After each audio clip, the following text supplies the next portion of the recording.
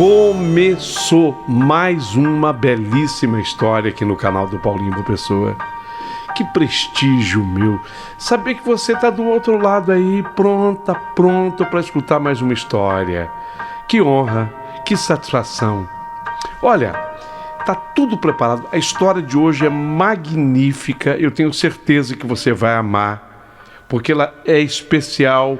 Ela foi escrita por uma pessoa que queria de fato contar essa história e quem sabe voltar outras vezes contando outras histórias. Muito interessante. O tema interessantíssimo. Mas antes de começar, deixa eu contar uma coisa para vocês. O YouTube, ele provoca os criadores, sabe? Eu sou assim um criador do YouTube. Eu estou já há algum tempo no YouTube. 3 anos é o tempo assim ininterrupto que eu estou no YouTube. Ele provoca. Paulinho Boa Pessoa, a verdade de cada um. Você precisa ter os seus seguidores, os membros do teu canal, os seus fãs. Cadê, Paulinho? O YouTube é danado. O YouTube, ele cutuca a gente que é criador. Então eu digo a você, olha, eu preciso que você seja membro aqui do meu canal. Sabe, pra gente poder dar uma resposta pro YouTube. Ela não é? Ele fica me provocando. Então eu queria que você se tornasse membro aqui do nosso canal. E é tão simples, abaixo aqui do vídeo, há essa possibilidade, clicou, pronto, você vai ser membro do canal. E a maneira de que você tem para ser membro tem um pequeno custo, coisa de R$ 7,99 por mês a partir daí. Você vem? Posso contar com você? Você vai se tornar membro do nosso canal? Muito obrigado, tá? Agradeço do coração. Assim como eu quero pedir que você se inscreva no canal. Você tem que se inscrever, dar o seu joinha. Para mim é muito importante que você dê o seu joinha e que você continue participando aqui do nosso canal. E muita gente pergunta assim: ô Paulinho, aqui no canto esquerdo, assim, ó, aqui no esquerdo do teu vídeo, fica um telefone fixado ali. Esse telefone, o que é? É o nosso WhatsApp. Então, através dele, você pode fazer contato conosco. Tem gente que conta as histórias por ali. Às vezes a pessoa tem dificuldade para redigir, né? Teclar. Então, ela gosta de contar, falar a história. E a gente transcreve com todo carinho. Você pode fazer isso. E esse telefone, que também é o WhatsApp, é ainda uma chave Pix. E você pode dar um apoio para o canal se você puder e quiser. Perfeito?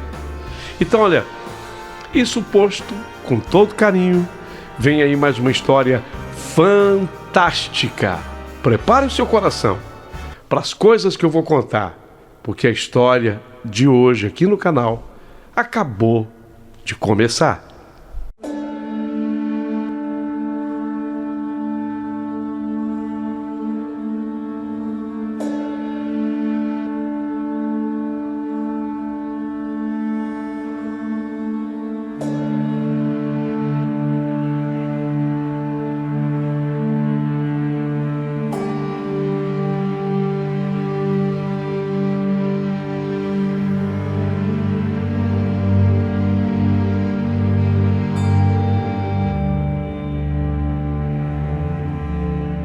Sim, meu querido amigo Paulinho Boa Pessoa, meu nome é Marlene, quase 50 eu tenho. Eu tô para comemorar 50 anos, meio centenário. Você sabe que eu também considero importante essa marca dos 50, é legal. Ela disse que eu tô pensando até em fazer uma festinha para completar, para comemorar 50 anos. Daqui a alguns meses eu faço, Paulinho. Só que eu trabalho faz muito tempo num hospital psiquiátrico. Olha, eu vou te dizer uma coisa, é uma experiência única trabalhar num hospital psiquiátrico. Evidentemente que eu não posso desejar que todos vivam essa experiência. Mas eu quero contar para vocês. Eu acho que vale a pena escutar a experiência vivida por mim. O que para muitos é um lugar sombrio onde a loucura grita e os corredores exalam medo, para mim, ali é uma segunda casa. Ali é onde a mente humana revela sua fragilidade, ou até no plural, fragilidades mais cruas. Eu aprendi mais sobre a vida ali do que em qualquer outro lugar. Não estranhe não. No meio deles, vamos colocar entre aspas, no meio dos loucos, eu aprendi muito mais sobre a vida do que em qualquer outro lugar. Eu de vez em quando, eu canto aquela música do Silvio Brito, tá todo mundo louco, oba, tá todo mundo louco, oba, tá todo mundo louco. E os loucos riem. As pessoas costumam me perguntar, mas como você consegue? Como você consegue lidar com gritos? Porque não é só canção não, tá? Eu comecei falando da música que eu gosto de cantar. Mas como é que você consegue lidar com gritos, surtos repentinos, choros sem nenhum motivo, sem nenhuma razão aparente, delírios que pintam o teto com demônios e fobias tão intensas que paralisam o corpo inteiro de alguém? Como é que você consegue? E eu sempre respondo, eu consigo porque eu vejo além dos sintomas. Eu vejo gente. Eu vejo ali gente que sofre, que luta, que quer respirar em paz. Todos os dias, quando eu bato meu ponto às 6 da manhã, visto meu jaleco branco como uma armadura, não é só para me proteger de fluidos ou bactérias. É como se fosse uma capa invisível que me prepara para aquilo que me espera lá dentro. Uma batalha constante entre realidade, caos, entre o mundo que conhecemos e o que cada interno construiu à sua própria mente. O Hospital São Clemente. São 80 pacientes, misturados. Homens, mulheres. Alguns estão internados há pouco tempo, curto período. Outros já estão conosco há anos. Há muito tempo. A verdade é essa. Há anos. E olha, até décadas. E cada um deles carrega um universo inteiro dentro de si.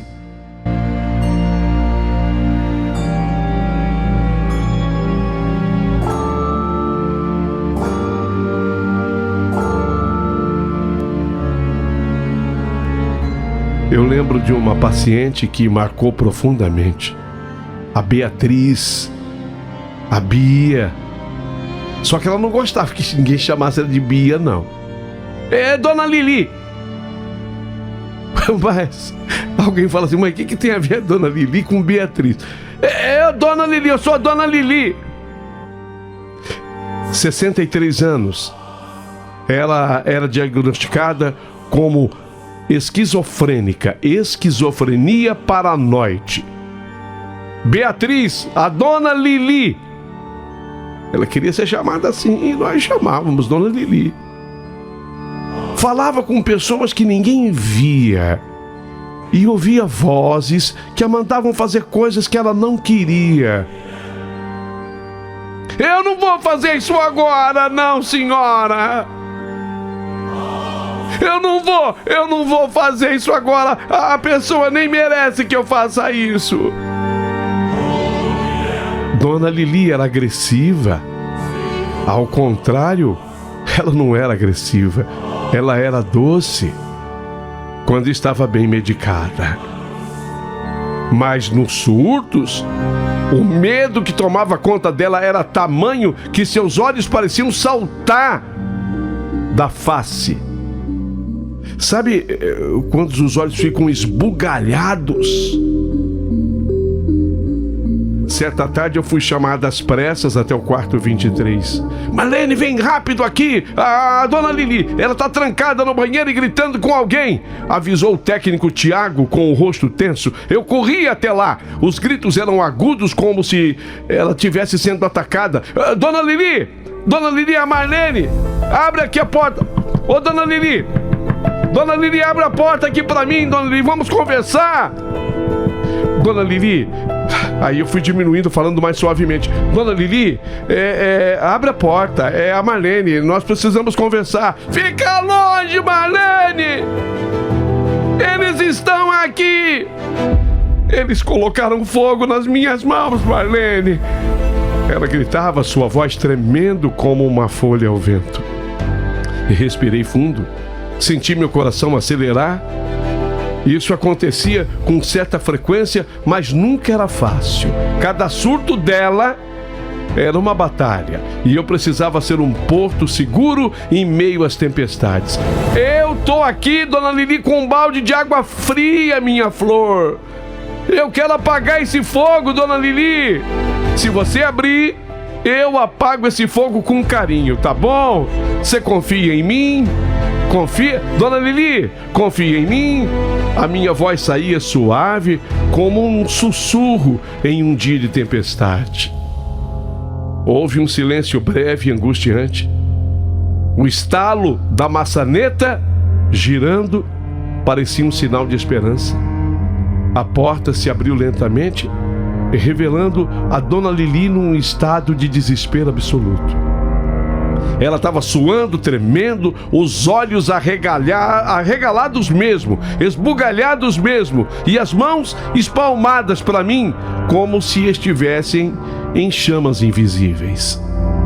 Eles vieram de novo, Marlene. Aquele homem com os olhos vermelhos. Suas palavras eram entrecortadas por soluços. Vem cá, senta comigo. Eu puxei uma banqueta, sentei ao lado dela no corredor. O ambiente do lugar parecia acolhedor naquele momento. Ninguém vai te machucar enquanto eu estiver aqui, tá, hein? Vamos respirar juntas?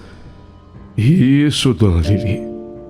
Ela se deixou cair na banqueta ao meu lado, as lágrimas escorrendo pelo rosto como se fossem rios de dor.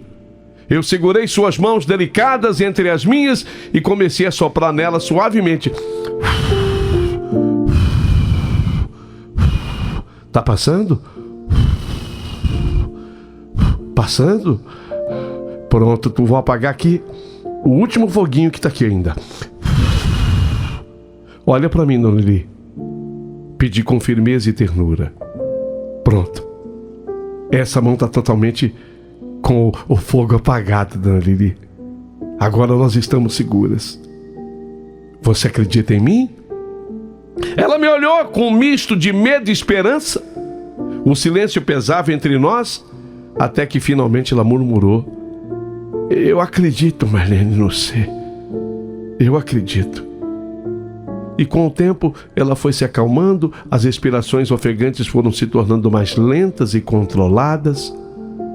A medicação que eu dei começou a fazer efeito, e o terror que a dominava aos poucos foi se dissipando como neblina ao amanhecer. Mas naquela noite, enquanto preenchia relatórios na enfermaria, eu chorei sozinha num canto escuro. Porque ninguém merece viver com medo dentro da cabeça, né? Que doença terrível, essa tal de esquizofrenia, e a esquizofrenia daquela espécie, porque há uma classificação entre elas. Nem todos os pacientes têm surtos tão vívidos. Alguns, e eu vou dizer uma coisa para vocês, esses que têm esse tipo de reação, eu sei lá, eu considero ainda pior. Eles vivem assim num silêncio absoluto. Sabe, silêncio profundo e inquietante? O Joel sofre de uma depressão extremamente resistente. Joel é assim. Ele não fala faz 2 anos, Sua voz se calou como uma canção esquecida no tempo. Apenas desenha no seu caderno desgastado por mãos inquietas. As folhas são sempre preenchidas com casas cinzentas e janelas fechadas sob uma chuva fina que nunca parece parar. Nunca vi o Joel dar um sorriso. Vocês acreditam? Nunca vi o Joel abrir um sorriso, ou sequer levantar os olhos do papel que ele tanto fica olhando ali, absorvido por aquilo. Mas um dia, ao passar pelo Joel, na sala de convivência, o lugar onde os ecos das vozes dos outros pacientes pareciam distantes para ele, eu deixei uma xícara de chá quente ao lado do caderno de desenho dele. E falei assim: é para aquecer um pouco por dentro, viu, Joel? Eu sei, é que a gente de vez em quando sente assim um frio por dentro, né, Joel? E esse chá quentinho vai te aquecer por dentro. Disse eu com um sorriso, encorajando o Joel. Ele me olhou por um breve segundo, apenas isso. Mas havia algo ali, uma rachadura no muro da sua solidão, uma fresta por onde talvez eu pudesse entrar e oferecer algum conforto. Às vezes, o frio lá fora é só uma forma da gente sentir o calor que existe dentro da gente. Continuei falando para ele suavemente enquanto ele observava a xícara fumegante ao seu lado. Não, ele não respondeu. Mas talvez aquele simples gesto tivesse plantado uma semente de esperança no coração cansado dele. E aí ele pegou a xícara e tomou um gole do chá. E quando ele engoliu, eu falei: pronto, já começou a esquentar por dentro, Joel. E assim nós seguimos naquela dança onde só eu falava. Por parte dele, silêncio, palavras não ditas, gestos pequenos, e eu tentando acender dentro dele uma luz, enquanto lutávamos contra as sombras que nos cercavam naquele momento tão delicado e doloroso.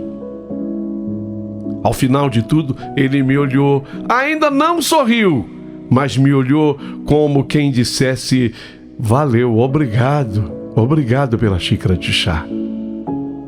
Gostou, Joel? Ele fez que sim com a cabeça. E aquilo para mim foi uma vitória. Trabalhar aqui no Hospital São Clemente, trabalhar aqui me ensinou a linguagem das entrelinhas. Um olhar pode ser um grito, um silêncio pode ser uma súplica, e um toque na mão pode ser mais terapêutico do que qualquer comprimido. Uma xícara de chá quente às vezes é um remédio muito potente. Mas não é fácil. Sim, porque há dias em que eu saio daqui esgotada. Eu tenho uma médica. Essa médica é psiquiatra, mas ela também é espírita. E ela estava me explicando, essa médica. Eu vou dizer o nome dela, embora ela não tenha autorizado, eu vou dizer apenas o primeiro nome. A doutora Alice. A doutora Alice disse que muitas vezes no tratamento de pessoas assim há alguma coisa espiritual. E quando há essa coisa espiritual, é como que se sugassem a sua energia. Eu não sei se você que está ouvindo já lidou com pessoa que tem algum problema psiquiátrico. Tem dia que a gente tem um cansaço ao lidar com essas pessoas, mas tão grande, porque de acordo com a doutora Alice, é como que se sugasse a nossa energia. Tem dia que eu saio assim daqui, sabe? Esgotada, emocionalmente drenada. Bem, sem contar que eu já levei arranhões, já vi colegas sendo agredidos, já escutei palavras duras ditas por bocas dominadas pela dor, mas também vi coisas que ninguém mais viu. Pequenos milagres, como o que aconteceu com o Rodrigo, que tem fobia social severa. Ele topou participar de uma roda de leitura. Ou quando a Inês, que tem transtorno bipolar, fez um bolo para comemorar um mês sem crises. Os corredores do São Clemente são frios, os muros são altos, as janelas com grades. Para quem vê de fora pode parecer prisão, mas aqui dentro há histórias que merecem ser contadas. Pessoas que merecem ser olhadas com empatia. Uma vez, durante um plantão noturno, silencioso e pesado, uma estagiária, nova menina, Carolina, se aproximou de mim. O brilho das luzes fluorescentes refletia o seu rosto pálido. Marlene, ela estava assustada. Marlene, ela começou hesitante. Você não tem medo? De quê? Perguntei, fechando um prontuário e olhando nos olhos dela. De ficar com eles. De um dia a sua mente também quebrar. Você também enlouquecer. Eu olhei para ela com sinceridade. A pergunta dela não era descabida não, tá? A pergunta não era descabida não. O peso da pergunta pairava no ar como uma nuvem escura. Mas eu respondi: não tenho medo de quebrar minha mente, Carol. Eu tenho medo de ninguém perceber se isso acontecer. Porque aqui dentro, quando alguém quebra, a gente tenta calar de novo. Lá fora, o mundo costuma ignorar. Ela ficou em silêncio por um momento. Seus olhos brilhavam com respeito e compreensão profunda, como se ela estivesse começando a entender a fragilidade da vida que todos nós enfrentamos ali. Tudo mora aqui, ó! Tudo mora aqui na cabeça, na cuca.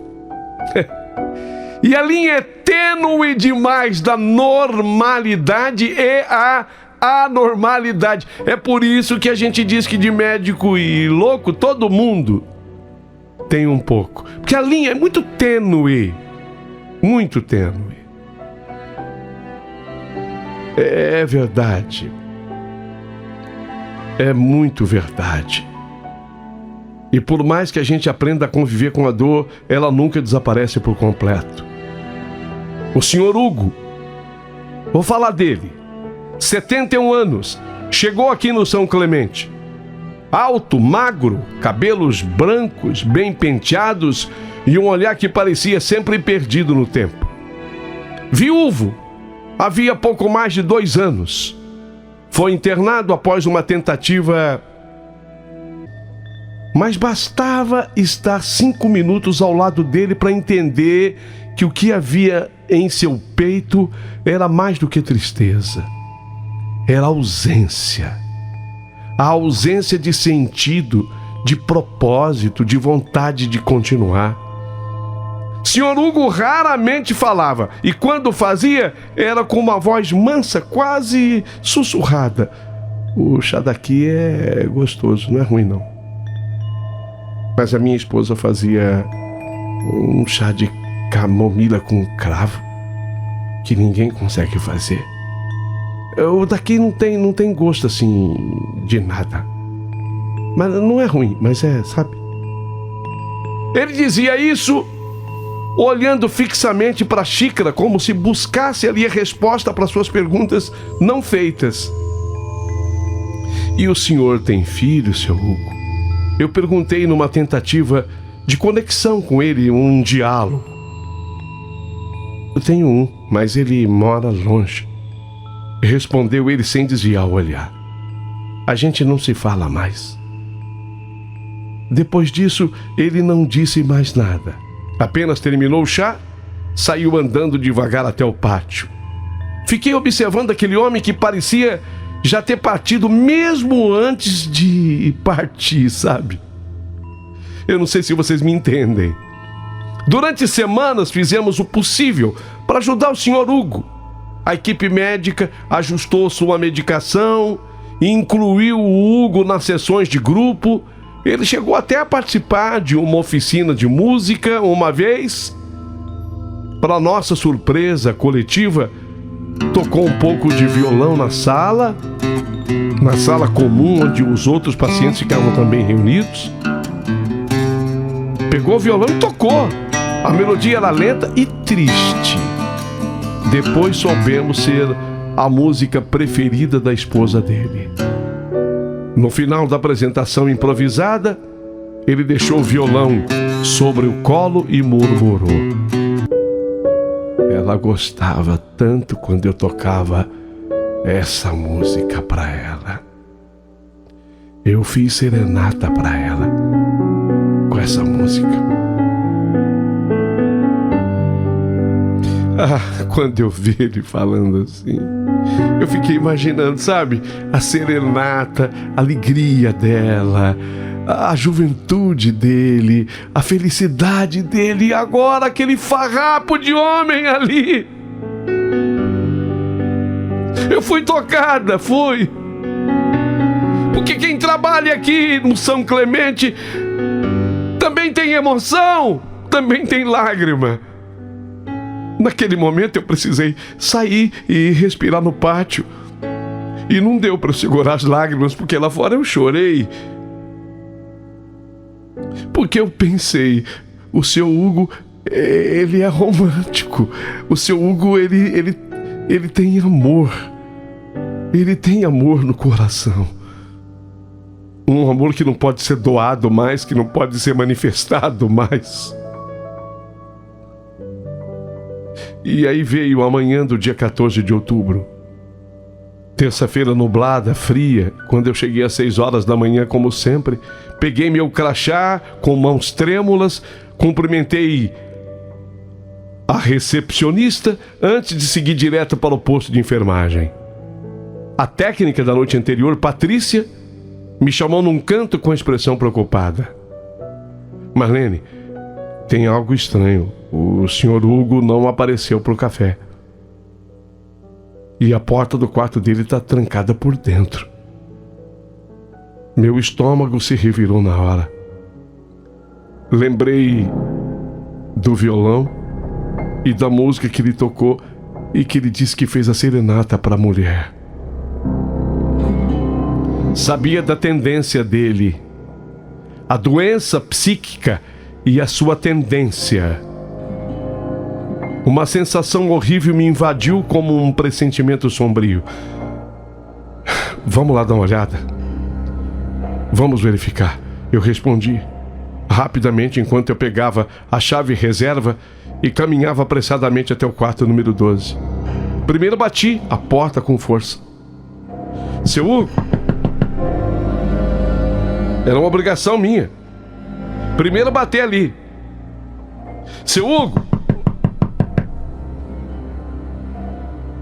Mais uma vez. Mais uma tentativa. Seu Hugo.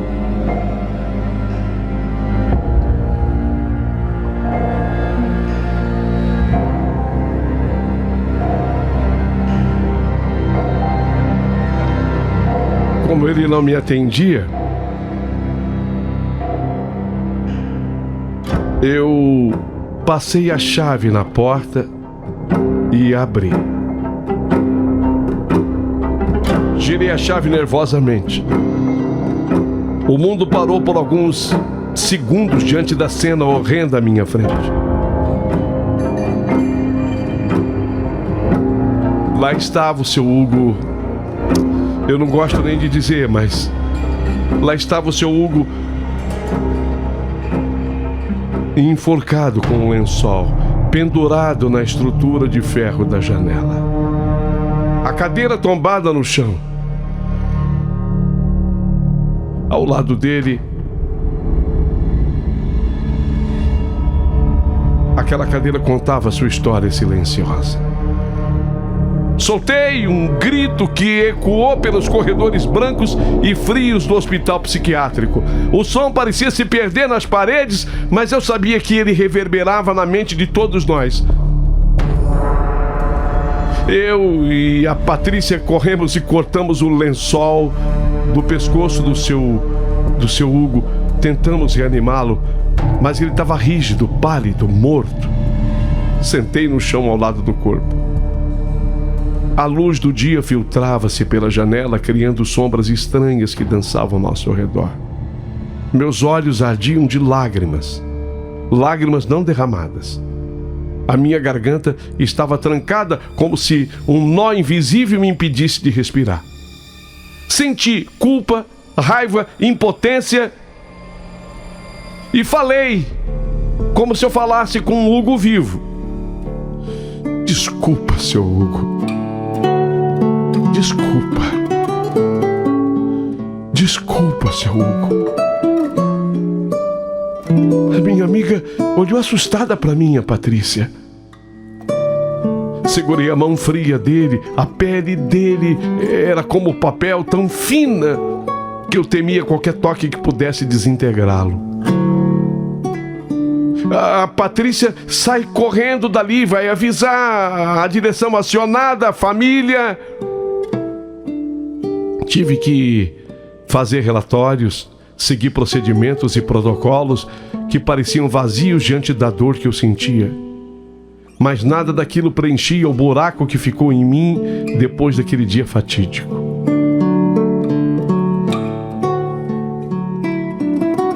Ele tinha um filho que morava distante.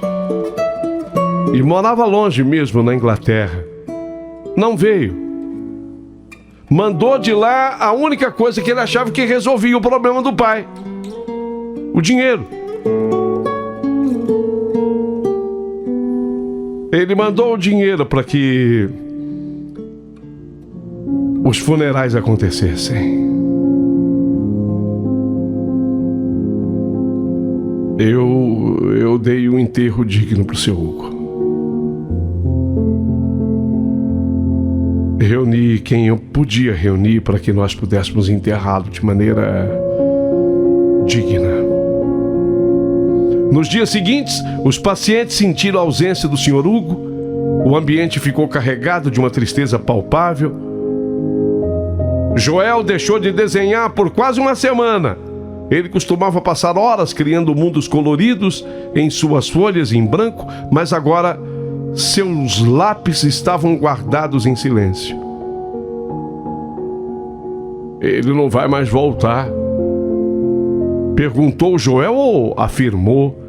Fiquei na dúvida, mas eu respondi: não, Joel. O seu Hugo foi embora. Eu respondi tentando conter as lágrimas. Ele parecia cansado, disse a dona Lili certa vez, enquanto observava o teto como se conversasse com alguém invisível.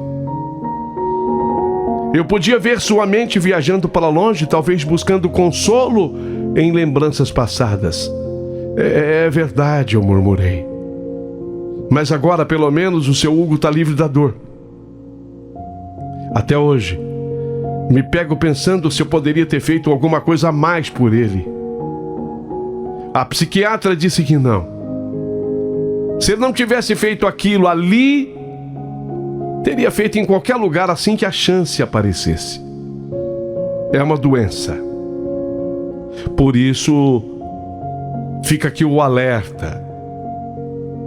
Se alguém estiver ouvindo essa história e de repente houve uma tentativa por parte de alguém da sua família, eu nem preciso dizer tentativa do que, vocês estão me entendendo, por favor, procure imediatamente um psiquiatra.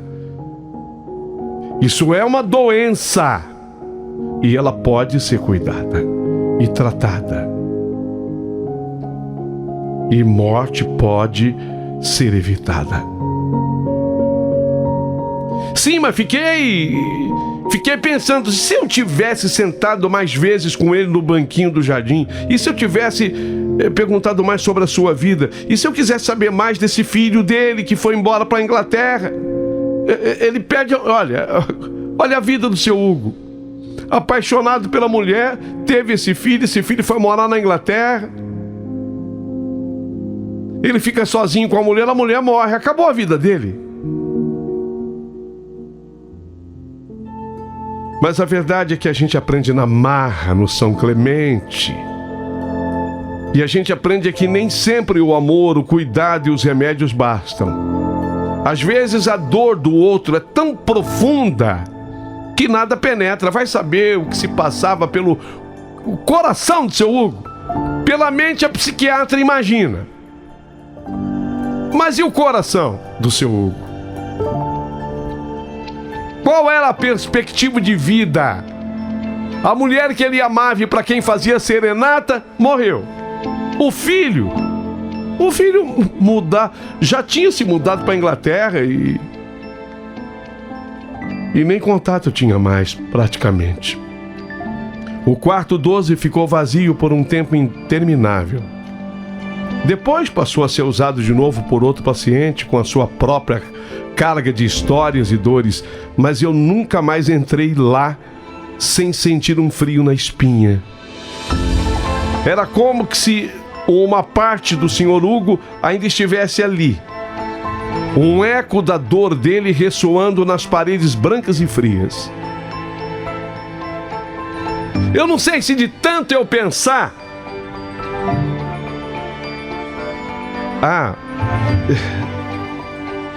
uma coisa que eu preciso dizer para vocês. O filho dele não veio, mandou o dinheiro. Aí eu disse o que tinha ficado do seu Hugo. E eu citei o violão. Aí o filho dele disse assim, o violão dê a alguém, doa pra alguém. Eu falei, pode ficar comigo? Ah, lógico, pode sim.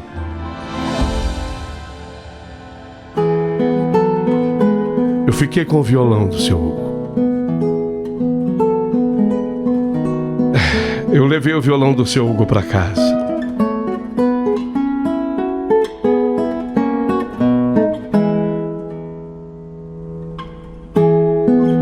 Eu guardei esse violão num canto especial da minha casa. Mas deixa eu somar as coisas para que vocês entendam. Um dia, quando eu passava pelo corredor do São Clemente, ouvi uma risada vinda de uma das salas comuns. Parei para espiar e vi o Joel desenhando novamente. Seus lápis dançavam sobre o papel com cores vibrantes. Olha, eu estou fazendo o retrato do seu Hugo, gritou ele entusiasmado.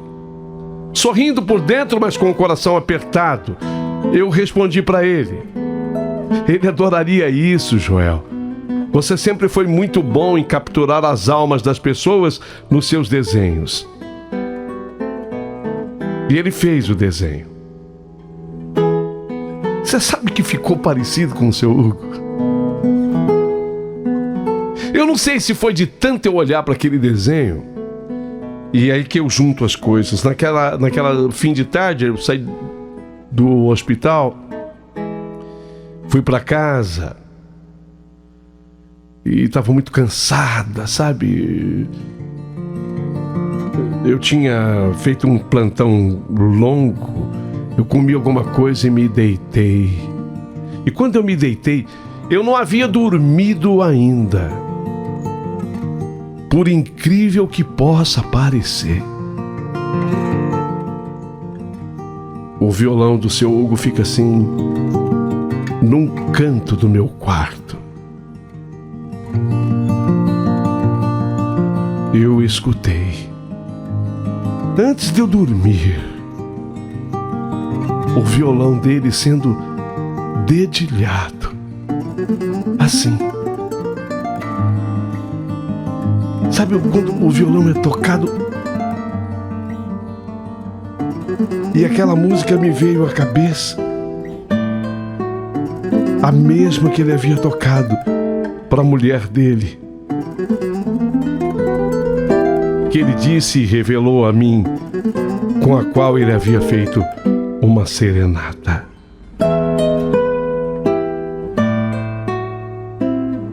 Tocou o violão do seu Hugo tocou. Fiquei tão impressionada que eu não tive coragem de abrir os olhos, mas em pensamento eu dizia assim: toca, seu Hugo, toca. Toca, porque tá me fazendo bem. Toca, que eu tô concentrado e ouvindo.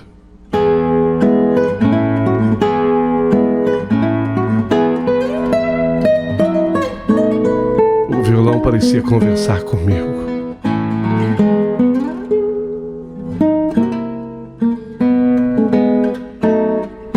E quando a música chegou ao final, eu adormeci. Quando eu voltei a trabalhar, fui falar com a doutora Alice, aquela psiquiatra que, além de psiquiatra, também é espírita. Relatei para ela. E ela disse sim. Foi um contato do espírito do seu Hugo comigo. Então vocês imaginem a riqueza de vida que tem no São Clemente Hospital de loucos. Eu digo isso sem medo do preconceito, de loucos, porque também eu sou uma louca.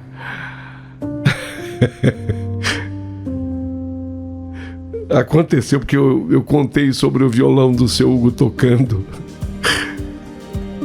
Eu contei por uma irmã minha. E ela falou assim: Marlene, você é louca. Então veja, eu também me incluo. Eu também sou louca. Ali tem um mundo para eu viver. Um mundo de experiências que hoje eu fiz questão de dividir com vocês. Eu teria que me alongar muito mais para contar as demais histórias e por isso eu peço permissão, Paulinho Boa Pessoa, de um dia voltar para contar um pouco mais das histórias vividas por mim ali. Agradeço a atenção de todos e adoraria receber a partir de agora a opinião de todos vocês.